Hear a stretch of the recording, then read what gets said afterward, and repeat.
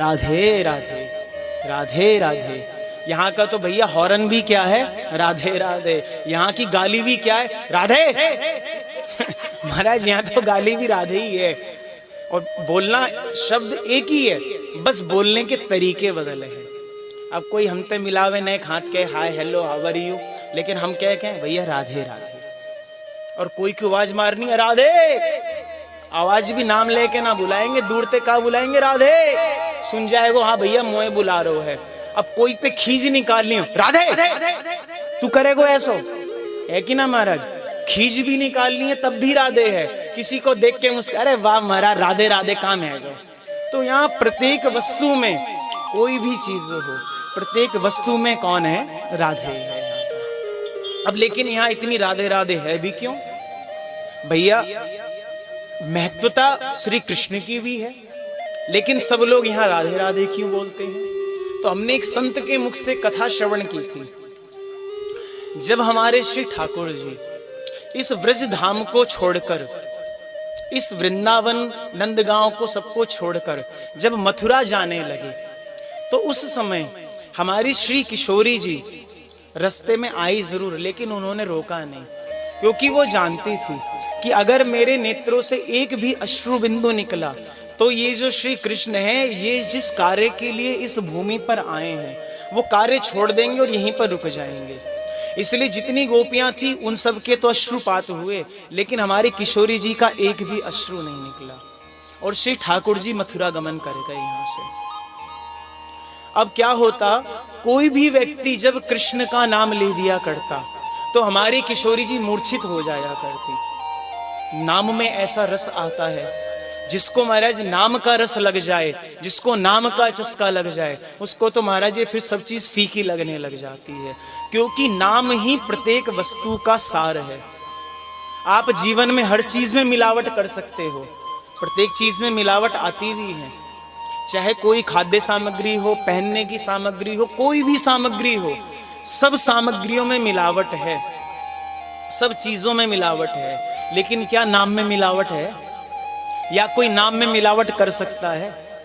एक भगवान का नाम ले लिया हमने राम, अब आप इस राम में क्या मिलावट करोगे जरा बताओ, राम नाम में क्या मिलावट करोगे।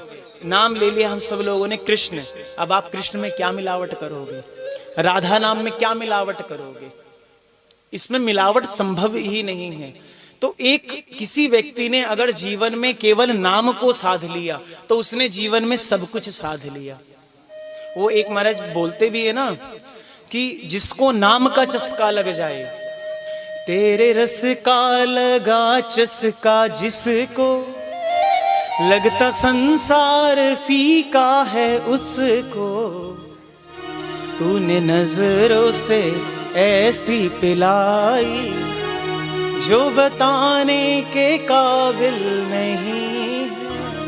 वो चस्का किस चीज का है, वो भगवान के नाम का चस्का है। और किशोरी जी इतने प्रेम विह्वल होके, इतना कृष्ण प्रेम में सदैव मगन रहती हैं कि अगर किसी के मुख से भी, अगर दूर से भी उनके कान में कृष्ण नाम पड़ जाता तो वह मूर्छित हो जाया करती, और ना जाने कितनी देर बाद उनको होश आया करता।